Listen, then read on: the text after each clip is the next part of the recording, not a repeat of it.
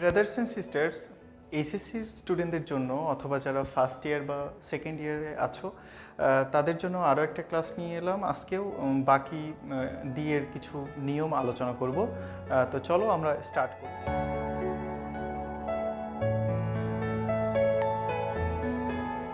এখানে দেখো যে অ্যাডজেক্টিভের পূর্বে আর্টিকেল বসে না, তবে অ্যাডজেক্টিভের পূর্বে দি বসে পুরো জাতিকে বোঝায়। বিষয়টা কেমন দেখো যে পোর শব্দের অর্থ হলো গরিব, এটা একটা অ্যাডজেক্টিভ, এর পূর্বে আর্টিকেল বসে না, তবে দি বসে পুরো জাতিকে বোঝাবে। যেমন দি পোর আর নট অলওয়েজ হ্যাপি, গরিব লোকেরা, দি পোর আর নট অলওয়েজ হ্যাপি, গরিব লোকেরা সর্বদা সুখী নয়। এখানে গরিব লোকেরা বলতে গরিব জাতিটাকেই বোঝাচ্ছে, যার ফলে এখানে অর্থটাও এমন হবে এবং এর পূর্বে আর্টিকেল দি বসে। তারপর রিচ আর ডিসঅনেস্ট, রিচ, এখানে রিচের পূর্বে দি হবে।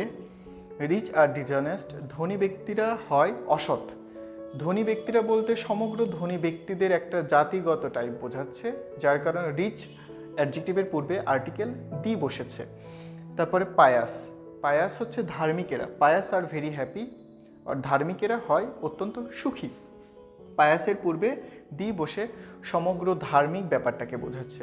তো এরকম যদি কোনো সেন্স পেয়ে যাও, দি পোর, রিচ, পায়াস বা এ ধরনের অ্যাডজেক্টিভের পূর্বে দি বসে পুরো জাতিকে বোঝালে আর্টিকেল তখন দি বসে।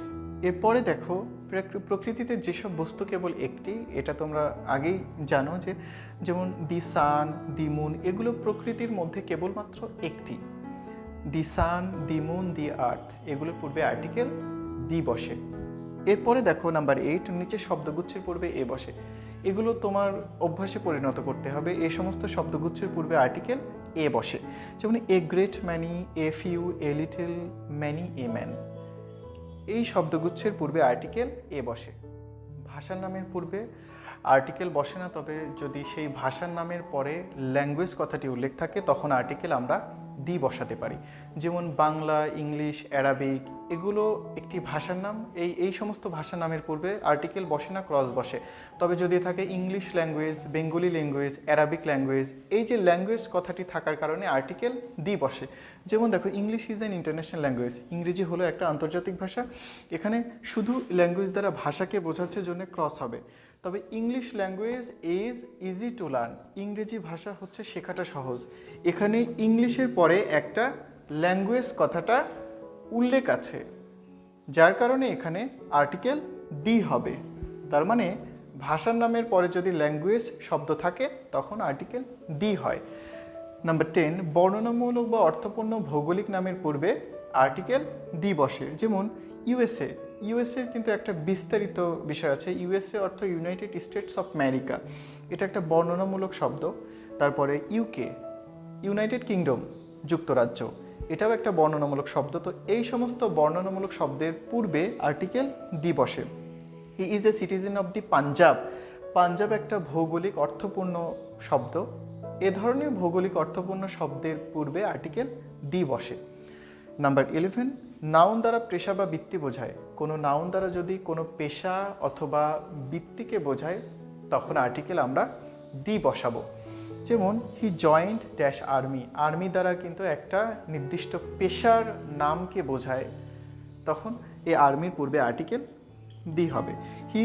She will be appointed in navy, navy দ্বারা নৌবাহিনীকে বোঝায়, একটা নির্দিষ্ট পেশাকে বোঝায় বা বাহিনীকে বোঝায়, যার কারণে আর্টিকেল দি হবে। কম্পারেটিভ ডিগ্রিযুক্ত বাক্যে যদি টু থাকে আর্টিকেল দি বসে।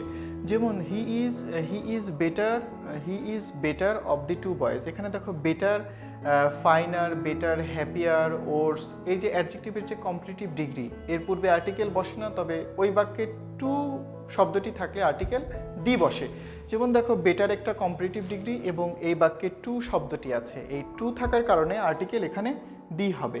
পরের বাক্য দেখো he is better than I, এখানে বেটার অ্যাডজেক্টিভের কম্পারেটিভ ফর্ম, তবে এখানে কোনো টু শব্দ নাই, টু শব্দটি না থাকলে ক্রস হয়।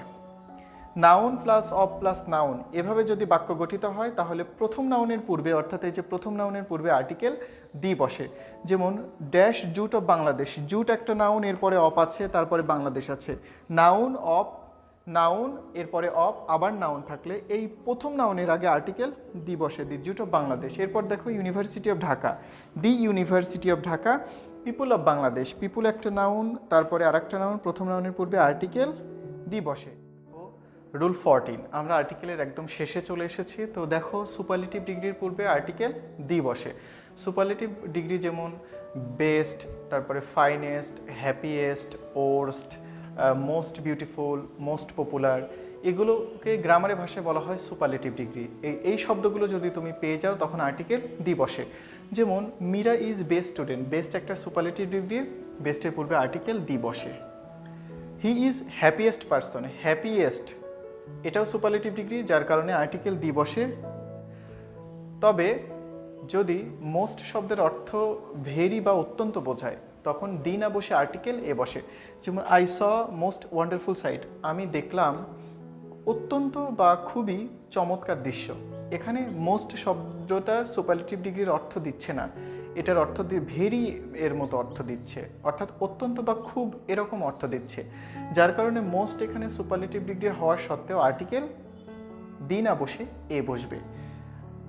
আশা করি তোমরা বুঝতে পেরেছো। So dear brothers and sisters, আর্টিকেলটা হলো তোমাকে বেশি বেশি ভাষায় প্র্যাকটিস করতে হবে। তোমার বাড়িতে যার কাছে তুমি পড়ো না কেন, বোর্ড প্রশ্ন দেখে যেখানে বাংলা লেখা আছে তুমি বাংলা করে করে প্রচুর বোর্ড প্রশ্ন প্র্যাকটিস করো, তাহলে আর্টিকেলটা তোমার জন্য খুবই সহজ হয়ে যাবে। ভিডিওটি ভালো লেগে থাকলে সাবস্ক্রাইব করো এবং পরবর্তী ভিডিওর জন্য অপেক্ষা করো। আজ এ পর্যন্ত।